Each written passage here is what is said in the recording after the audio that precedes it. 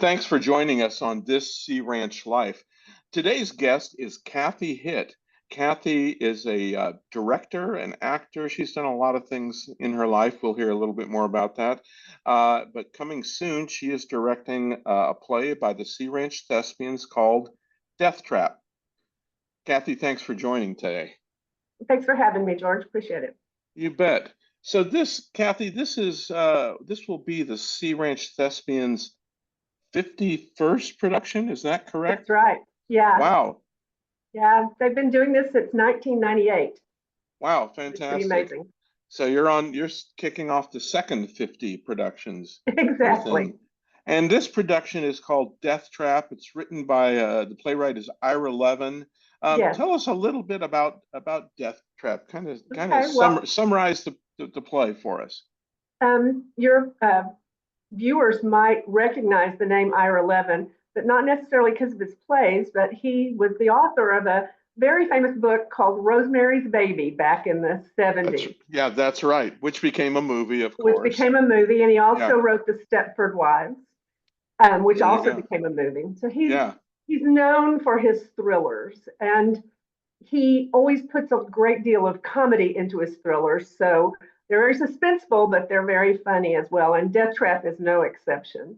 It actually premiered in 1978. It actually holds the record for the longest running thriller comedy on Broadway. Had over 1,800 performances. That's pretty good. That's pretty good for a Broadway production. Yeah, it is, especially for something that's not a musical. Right. It was nominated for 4 Tony Awards. It won for Best Supporting Actress. It was nominated for Best Play. Unfortunately, it didn't win because another little play came out that year that got a lot of press and hype, and that's called The Gin Game, which people probably recognize as well. Went on to be a very famous movie and really launched the careers of a couple of Jessica Tandy and Hume Cronin. But anyway, Deathtrap was made into a movie, I think in the early 80s with Christopher Reeve and Michael Caine. Unfortunately, I watched the movie again before I started directing it, and I didn't think the movie was as good as the play. They changed it, which that Hollywood often does, and I think they ruined the ending. And so the play, I don't want your viewers to say, "Oh, I saw the movie; it wasn't very good." The play's much better. Great. Well, give us a rough idea of the plot. Don't give away any surprise endings or anything like that, because we want people to come see the play and be surprised themselves. Exactly. Well, it's basically the story of a guy named Sidney Bruhl, who is himself a playwright. He's very well known for some plays he wrote 15 years ago, but he's had a lot of flops since then. He hasn't had anything successful. He makes ends meet teaching seminars in thriller writing at colleges, and he is sent a thriller by one of his students from a seminar, and it's a really good play. And so he starts to think, well, I wish I'd written this. The student wants some help. So Sidney invites him out to his house, and the play is about whether he's going to actually do in this young author take his play for his own. And that's basically the premise of the play. I'm not going to tell you anything else because you're on a wild roller coaster after that. Things change, things up, down, people die, all kinds of wild things happen on stage. Wow. I've heard that this play is sort of described as a play within a play, in a sense. A play within a play. Yeah. And how interesting, this once highly successful playwright, now on the downhill side of his career, and now he's tempted to do something pretty bad to try and revive his career. Exactly, something that he's only written about but never actually done. So he's thought about how to do the perfect murder. Sure, he's been writing thrillers for years about how to do the perfect murder. So yeah, he's thought about it. Oh, that's fantastic. Now, I also understand that there's a lot of twists and turns in this play. So is that one of those? Is we've all seen movies or plays with a lot of plot twists and everything, and sometimes it's easy to kind of lose track of what's going on, or which character is doing what to who, that kind of thing. I don't think anybody will lose track, but I don't think people will really anticipate what's going to happen either. It's. I love this play. It's one of those things that, when you go to see a movie sometime and it's got all these plot twists, and at the end you go, oh yeah, back in the very beginning of this, I remember this Yeah, happened. yeah. Oh yeah, that all makes sense. This play is like that. Ira Levin Gotcha. did a fabulous job. The reason it ran for so long and why it's been popular for so long, it's just beautifully written, and there's so many clues that you don't even think are clues, that at the end of the play you're going to go home and go, oh yeah, wait a minute, that happened and Right. that happened and yes, that happened, and oh, that's what that means. So So that seems to me that it would also be entertaining to see this play maybe a second time, because when you see quite it the possibly. first time, you don't catch these clues until after the play is over, and so you go, oh, I'm going to go back and watch it again and pay attention to what all the clues were that I missed the first time. So you can, Yeah, I think that's quite possible. yeah, something you can enjoy more than once if you like, like the really good movies that you watch over and over, and you Yeah, always catch something new that you didn't catch before. Hey, exactly. tell me what audiences are going to love about this play. You mentioned that, I mean, it's kind of a gruesome thing. He's thinking about murder, but you also mentioned there's a comedy side to it. Well, it's How does it's that work? it's very well, it's one of those kind of plays that, yes, it's going to be very suspenseful, but there's very funny lines in it, and there's the audience. You get you A good play or a good movie has to have some relief for the audience at points. You can't just keep an audience on their end of the edge of the Oh, seat the whole time, because right. they're all going to be half dead by the time the play's over with from Yeah, breathing too hard and heart palpitations. So yeah. this play has a lot of comedy woven into it to relieve that tension in the audience, and Interesting. so it's very funny. It's I think a play that a lot of different kinds of people would enjoy. If you, I'm not I'm not a fan of slasher movies or anything like that. I really Yeah, don't like yeah. that kind of thing. But I love detective kind of things, and this is more of a detective type suspenseful show, Yeah, that yeah.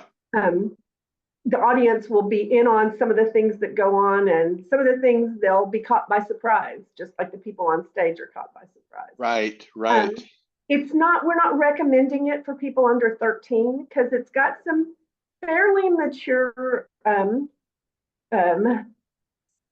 situations in it, Okay, and okay, there's some stage violence in it. okay, okay. All right. Nobody's hurt within the making of this thing. Nobody actually dies, but Right. But they do die on your stage. portray Yeah, violent actions are being portrayed exactly. on the Yeah, stage. So it's not for a younger crowd. that's exactly right. Yeah. Cool. Bryn Harris is doing our fight choreography, and she's a real pro. She She's has a done that. degree in that. She's done that before with the Yes, Thespians, haven't she? yeah, she did for I Hate Hamlet, the sword fights. She did that, and she's done Yes. it for shows at Walla Arts and stuff. She's very good. I was very impressed with the sword fight in that last production, because I thought, okay, this is kind of tricky, because actually somebody could get hurt Oh yeah, accidentally, exactly. and I was immediately flashing back to my mother when I was a child, saying, put that down, someone's going to put their eye out, right? Yeah, exactly. That was how I felt. But so that's very cool. So I'm glad it's good to hear that you've got her back in that capacity. Tell me about your approach to this production as a director, and what are some of the challenges that you see directing and getting actors ready and rehearsed for a play like this?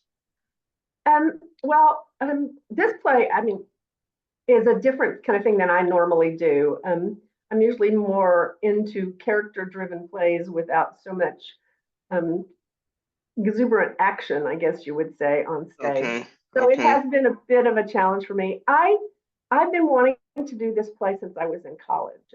When I was getting my master's degree in theater, the college that I was attending at the time put on a production of Deathtrap, and I wasn't involved with the play other than I had a graduate fellowship in the scene shop, so I was helping build sets and lights and stuff like that, Hmm. but I wasn't involved in the play otherwise. But I went to see it and I thought, this is a really cool play, and I think I would have done some stuff differently had I been directing it. And I was Okay. doing a lot of directing at the time anyway. And so Uh-huh. when Carol and I were looking around for a play to do, I said, Hmm. maybe we want to try this. I said, it's a little out of our normal kind of comfort zone, but it might be fun for the thespians and for our tech people, our set people, and for myself and our actors. And so that's kind of how we wound up doing it. It's very challenging because it's super important that the suspense be kept up for the audience. And to Mm. get your actors to be able to do that, they have to be very believable, or nobody's going to believe what's really happening. They have to be really into character, and pacing is very important because suspense is largely dictated by pacing. If something happens Oh, very slowly, it may not be as um, not frightening to the audience, but as surprising to the audience as something that happens quicker. And there's also, we're doing some wild things. This set is pretty amazing. The barn crew has just outdone themselves. It's really an amazing set. We have a lot of special effects with lighting stuff. It's going to be very different in that a lot of the play takes place in near dark oh, because, really? yeah, Oh, because okay. there's there's a we would all well out here we'll all identify with this. There's a big thunder lightning storm and the lights go out, and so a Uh-huh. lot of stuff takes place in it. So everybody will feel quite home when that happens. It's like, oh yeah, Yeah. Sea Yeah. Ranch again.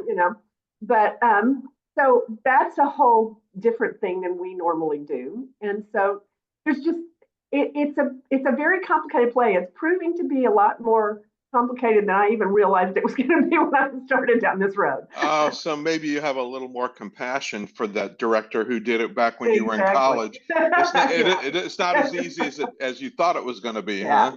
Well, Uh, and we're also used to things on film, and how you build up suspense on film is easier than building up suspense in right, the theater. So right. trying to get that same level of engagement from the audience is more difficult. And so, Yeah, right. Because with film, clearly you can refilm a scene sure. however many times you need to, as long as you've got the budget to keep Yeah, doing it until you feel like the actors have nailed it. Plus, exactly. in the editing process, that's where you control the pace Yes, for the audience. But in live theater, you you got to do it right the you first got to time. do it right the first time. Yeah, Exactly. and if you don't, then you're stuck with that, and you have to keep right on rolling. The show has to go Exactly. on. Exactly. Yeah. Wow, that's great. That's great. Have you? I assume has rehearsals started already? Yeah, we started rehearsals July 23rd. So, Oh, okay. Okay. yeah, Fantastic. yeah, Fantastic. we're deep into rehearsals at this point. Wonderful. Wonderful. Tell me a little bit about the cast, who the characters are, and who's playing in each role, Okay. and why you cast them Okay. in those roles. Okay. Well, Sidney Bruhl, the author, who is basically the main guy in this thing, is Mark Erickson, who I have worked with before, I've directed before. I love working with Mark. He's extraordinarily talented. I've also acted with him. And when I thought about doing this he was the guy I thought about. Wow. Okay. He is just, he, the guy can do pretty much anything. He can do comedy, he can do uh, heavy drama, Hmm. and he just has the right persona for this character. He's really good. Right. He's actually a really nice guy, and the character's not a really nice guy. So the hardest thing is getting him to be meaner. So I've heard it's easier to take a nice person and have them portray a bad person than to have a bad person and then they have to pretend like they're a nice person, yeah, huh? yeah. I don't know. There's when you if you hear about things in Hollywood, there's a lot of really nasty people who Yeah. Right. seem to Yeah. play really good characters. I don't Yeah. know about Okay. that, but Anyway, Yeah. I think it's more fun to play a villain personally when I've done Okay. that for Yeah. years. Yeah. But Mark is just great in this role, and Cool. it's a challenge for him because he's involved in a lot of these fights, and that's something he hasn't done before. So he's getting to spread Ah. his wings a bit with this too. Oh, great, So, great. Yeah. um, Tell us about the rest of the cast. okay, well, his wife is portrayed by Judy Johnson, and I worked with Judy on Ladies Foursome last Yeah. year, and she's a Yeah. great actress. She's done a lot of stuff here. It's the second time I've gotten to work with her, and she's really really good in this role. And um, she's she's the witness to a lot of things, and that's a whole different level of acting to be convincing in that you saw something horrible happen when you're an actor and you know it really Oh. didn't wasn't really horrible. Yeah. So Yeah. Right. she's doing great in that. I also have two other veterans from shows before. Karen L. Russell, who is playing Helga Tendorp. She's a psychic, a Dutch psychic. And she was in I Hate Hamlet and actually played a psychic in I Hate Hamlet too, as it turned out. I worked with Karen before. She's been doing stuff out here. She's a lot of fun. She's got the comedic kind of role in this play, and she's really good at it. And her husband, John Carlson, who is also in I Hate Hamlet, and who I've also worked with, is playing Porter Milgram, who is the Sidney Brule, the author's attorney. And then we have a new person here who's only been on the Sea Ranch for about 4 months. His name is Vinu Vijay, and he is playing the young writer who comes with the played Deathtrap Ah. Okay. into the mix. And he's And the he's guy that really he's the good. guy that might get killed, but we don't Yes, know. We don't yes. know if that's going We to don't happen or know not. who's going to Yeah. get killed. No Yeah. telling who could Right. get killed in this play. Well, Yeah. everybody could get killed in this play before it's all over with. One never knows. Yeah. Right. Anyway, but Vinu hasn't really acted, he said, since like high school. And Okay. he and his wife just recently moved here. He's fabulous. I am so pleased with him. He's doing a great job. Audiences are going to love him. He really talented. I'm so happy he's moved to the Sea Ranch because he's a little younger than some of the rest of us, and so we need some of that young blood out here. So Absolutely. But that fits his role. He's a yes, student, he so is. that kind of fits the role, Yes, it does. at least that way. Oh, Yeah, that's great. Always happy to hear that you guys are finding new actors or new to the thespians anyway, exactly. and incorporating them into what's going on, so that so that the thespians got a great core of. You're always building your core of actors for the future. We are. We are. Yeah, that's fantastic. That's great. Hey, Kathye, our viewers may not know. Some people may be very familiar, but some of our viewers aren't really going to know much about your background. You made reference to that you studied drama in college, and you had give me a quick sketch of your background, starting with whenever you first got into theater and your education and Okay. what you've done post college up till now. Well, I've been involved in theater in one way or another since junior high school, and did a lot of theater in junior high and high school.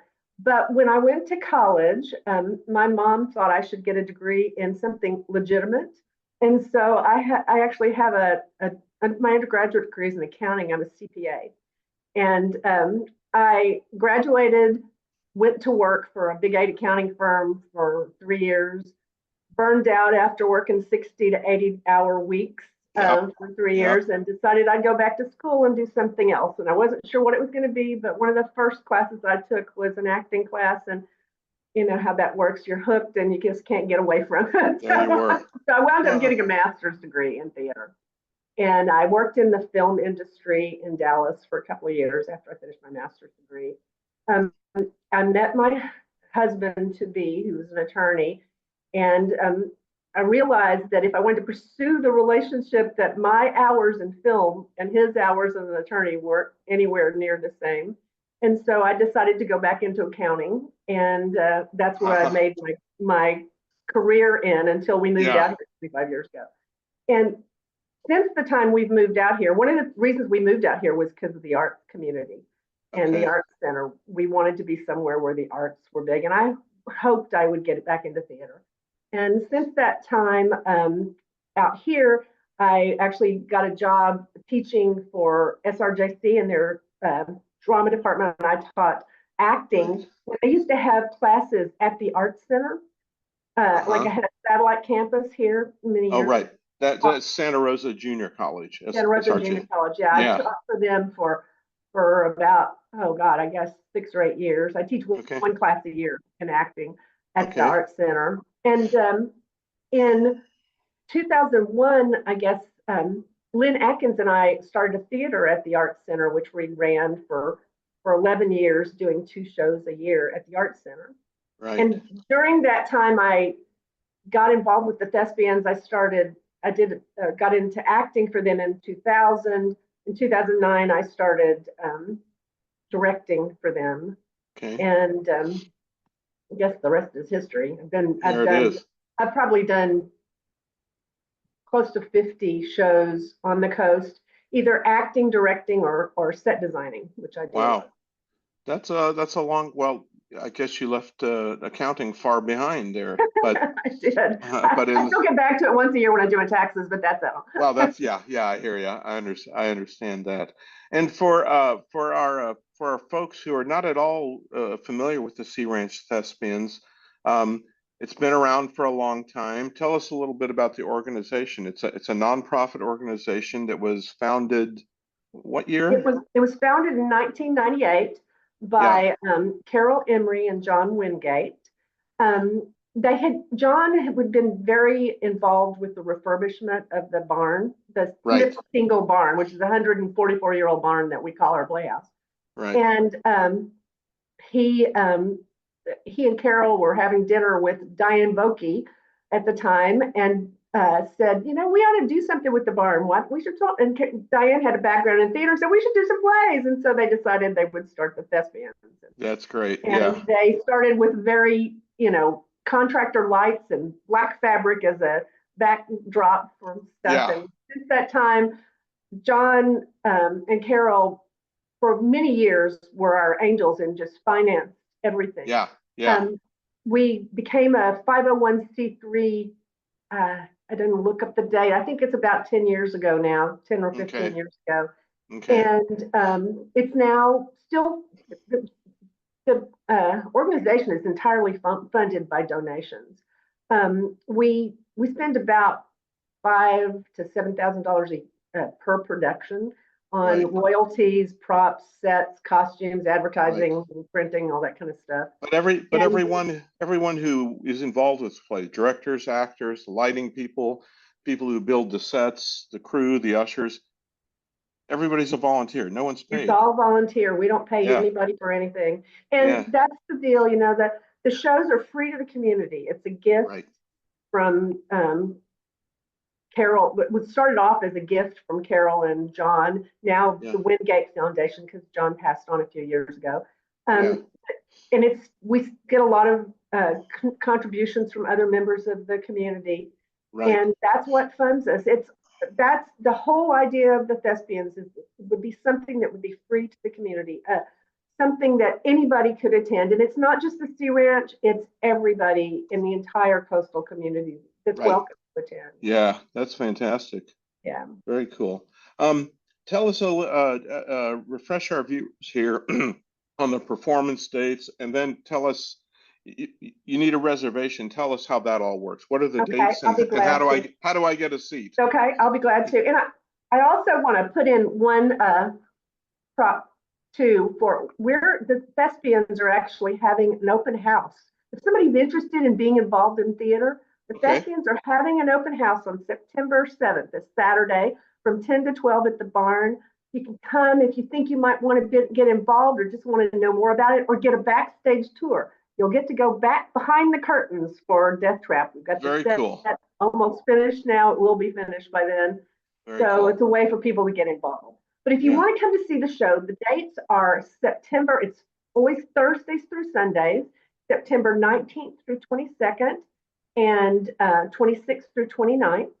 You need to make a reservation. We have limited seating, and it's free, but you need to make a reservation. And you can do that at our website, which is searanchthespians.com, or by calling Carol Emery at 707-785-3300. 2548, or by sending her an email at Emory, which is EMORY @MCN.com.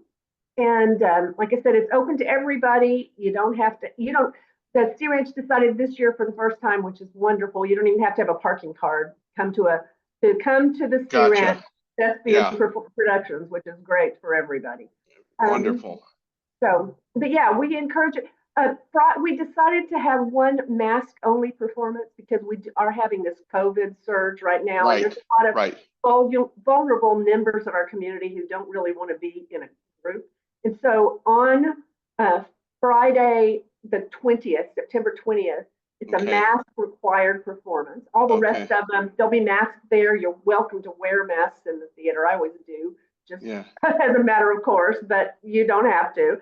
But on the 20th, you do. So wonderful.